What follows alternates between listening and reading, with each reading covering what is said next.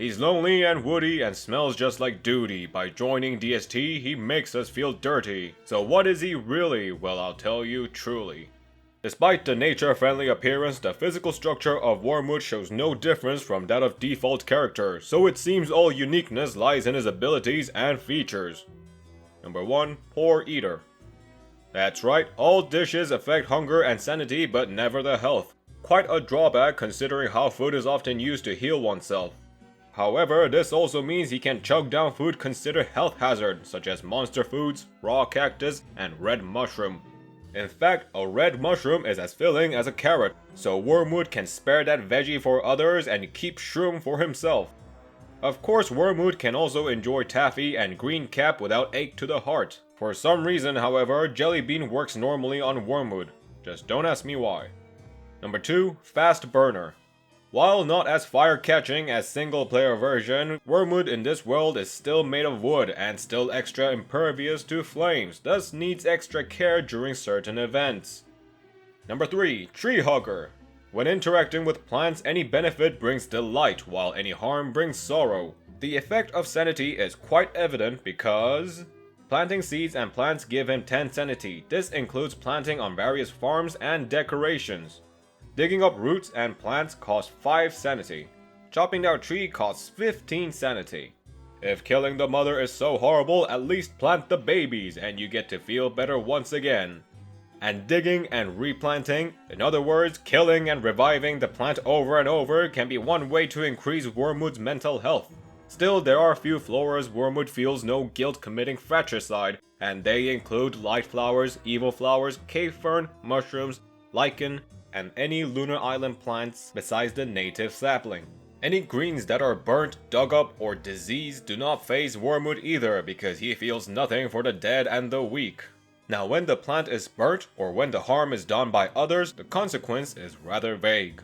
In fact, that is why Wormwood can destroy multiple trees using other tools, long as the tragedy happens somewhere out of sight. See no evil, feel no evil. Still, he better not follow Uncle Maxwell or Uncle Woody into the woods. It could be quite traumatizing. Number 4. Seed Planter.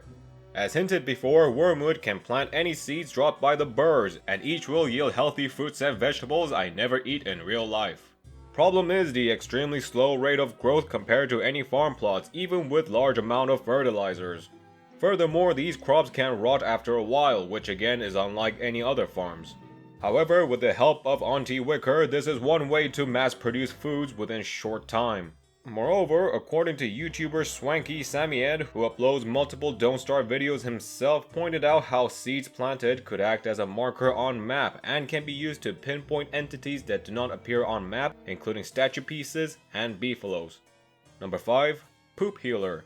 Poop dropped by pig, koalefant, beefalo, monkey, bats, and birds is warm and smelly blessing to Wormwood. Bucket of poop can be used multiple times for same purpose, though rather waste of resource. Number 6. Spring Bloomer.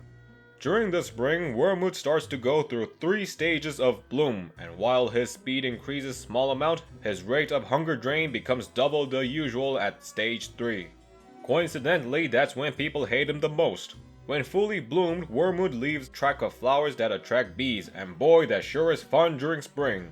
Coincidentally, that's also when people run away from him. Number 7. Green-ventor. With his green thumb, Wormwood can whip out few interesting items. Starting with Living Log, he can produce it straight from his arm at cost of his health. This means you can have your own Living Log slave as long as you heal him now and then. Then there is Bamboo Trap that is quite lethal against horde of mobs and even you with your friends. With Wormwood becoming easier source of Living Log, the cost of Trap is alright and could prove effective depending on what enemies you are against. Still, if you prefer never to be stung, you can don this Bramble Husk. Not the best in terms of damage absorption, but much like Bramble Trap, the payback to the assailant is quite impressive, and even more so if there's a crowd. Along with Bramble Trap, this also prevents damage from any thorned plants, so leave a piece at desert in case someone goes cactus hunting. Like Bramble Trap, this splash of thorn can hurt your allies, so best not stay too close in dangerous lands and die alone. And last but definitely least, this compost wrap that is medicine for woods. Not only quite costly, but the time it takes to apply lasts long as he'll be alive in battle. Although it is also a very strong fertilizer, the cost effectiveness remains questionable. And now the trivias. The crops on ground can be torched to be cooked. The crops that are days old can be near rotting, but cooked vegetables are always dropped fresh. Eye plants are friendly to Wormwood, allowing him to clean out many killer bees with little trouble. Marble trees are just statues, so Wormwood feels nothing towards them. People planting around Wormwood also brings him joy, so if there's any gardening going on, Wormwood better take part of it. With limited methods to heal, Wormwood would be better partnered with Warthog for soul, Weber for gland, and perhaps Wickerbottom for bandages. Another interesting partnership is that between Wormwood and Woody. Since Wormwood can produce 2 living logs on demand, that could return Woody from Werebeaver state. Don't forget that Tent, Furwool, and Siesta Lane can be used to regain health. And that concludes another chapter. If you find any interesting feature regarding Wormwood, keep it to yourself and make your own video. Speaking of video, don't forget to drop by Swanky's YouTube channel, either if you're a creepy Wendy lover or prying irritation seeking for decent analysis on Don't Starve lore. With that being said, cheers.